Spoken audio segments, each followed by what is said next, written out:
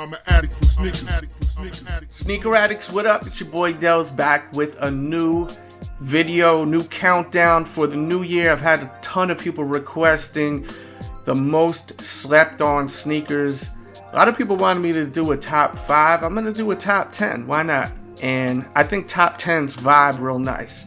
So with that said, let's get into number 10. And that is these Cameron ventilator Reeboks. I know a lot of people don't like pink sneakers, and I'm not the biggest fan of pink, but I am the biggest fan of Cameron, and I can't believe that these are still available. Now, I'm not mad.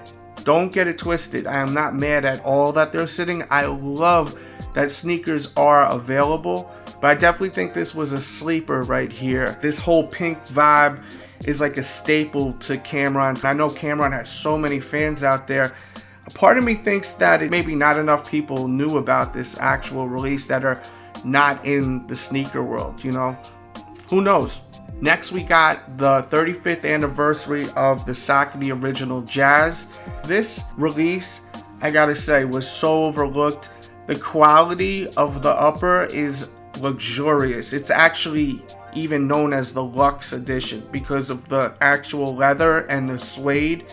The perforations on it are just brilliant, the way they executed the whole shoe.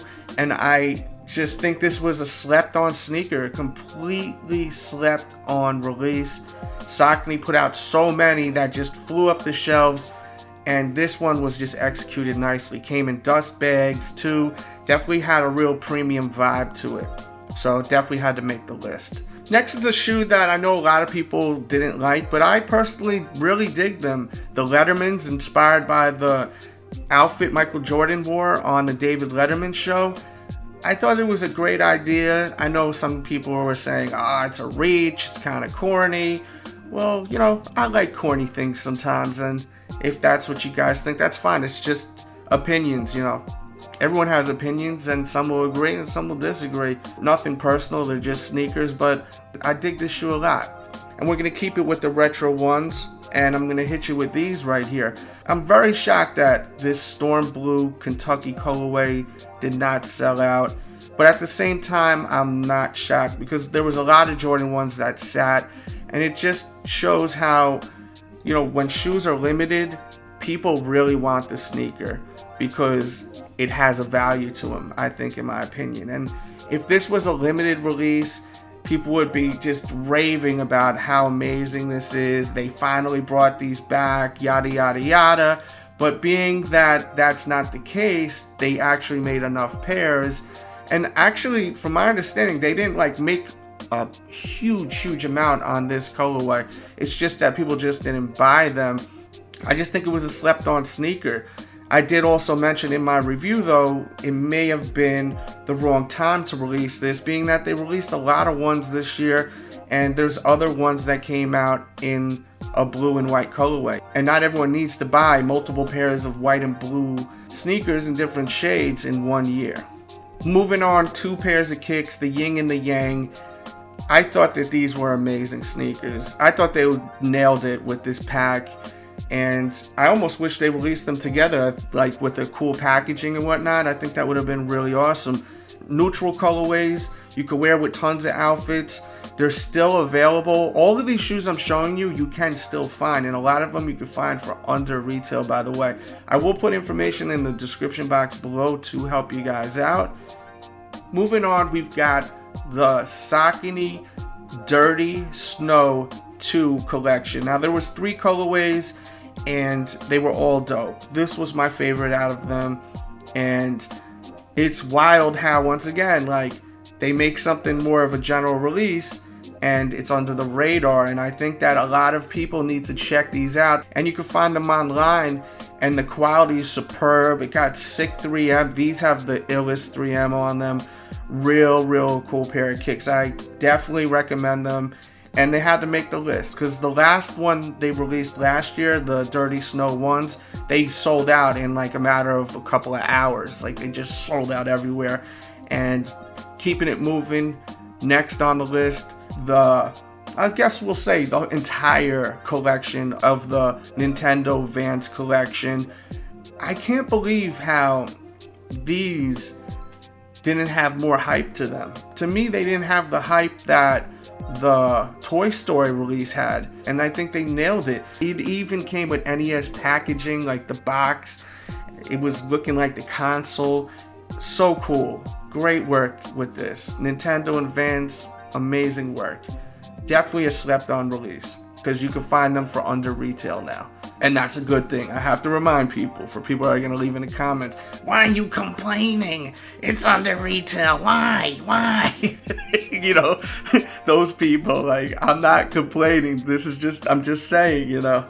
I'm just saying. And then next on the list at number 3 has got to be these metallic navy ones. I just can't believe that these are shoes that I've been wanting to retro for so long. And they're finally here. When these released, I waited at the gate to buy them because I needed to wear them immediately. And I think they're so nice. So nice. That blue navy metallic, that navy metallic looks so sweet on this white upper. Amazing pair of shoes. I highly recommend them. Number 2 is going to be the black metallic 5s with the Nike Air on the back. These sat, I think, because of the fact that Jordans are not hype anymore, and also that price tag of $120 was just very steep for a lot of people. It was way too much money. I understand that, and that's why these were overlooked in my opinion. That extra $30 from the $190 price tag, that adds up after a while. Like when you start buying a couple of pairs of J's a month, or even a pair of J's a month, that extra $30 is a lot. So I understand why they sat, but man, this shoe, they nailed it on this shoe. Definitely great work when it comes to what they did with this model. Salute to you, Jordan Brand, if you're watching. Anyone from Jordan Brand, if you're watching, great job. And last but not least, number 1 has got to be the Dr. Doom Foamposites. And I don't mean to diss anyone or, you know, go at sneaker heads or sneaker addicts or whatever you want to call yourselves, but this is a shoe that people would be talking about, man. Whether it was in the chats, like the sneaker chats, whether it's live stream or forums.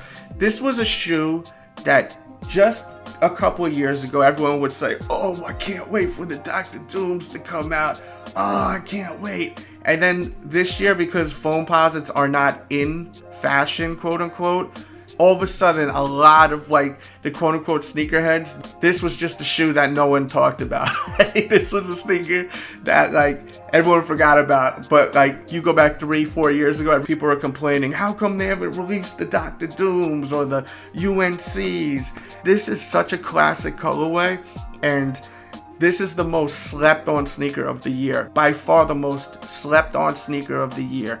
If you're a quote unquote sneakerhead or wherever that's been doing this for 10 years at least, even 5 years, and that doesn't make you guys cooler than the one that just started last week, by the way. If you're a young buck or even an old dude that's just getting into this now, like that doesn't make us cooler than you guys at all, or whatever you want to label it as. Doesn't have to be cooler or blah. But you guys know what the hell I'm saying.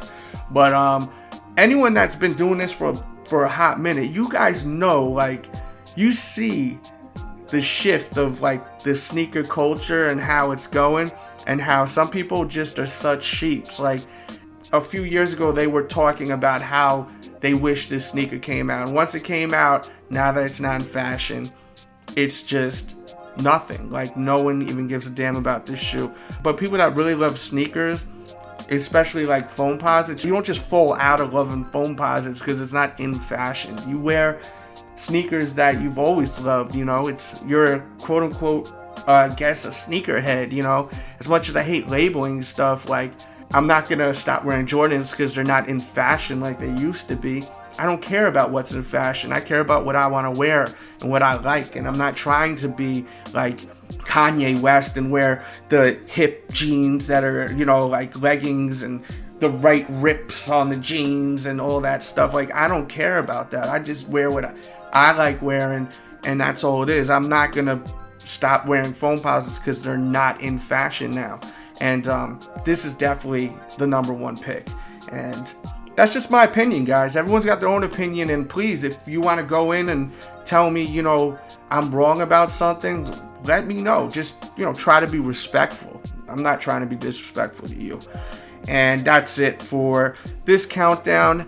I will have hopefully my top 10 of 2016 later on this afternoon, and I also have my top 10 worst releases of 2016. It's definitely a little controversial. People are like getting upset about it when you shouldn't. It's just sneakers.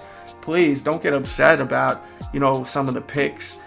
And also my top 10 Jordan releases of 2016 must-watch videos. I'll have pop-ups so you guys can watch that. Please watch them. Please hit the thumbs up button. These videos take a lot of time to do, and I love entertaining you guys. So if you got entertained, whether it made you happy or maybe even annoyed you a little bit, hit that thumbs up button because I sparked something up.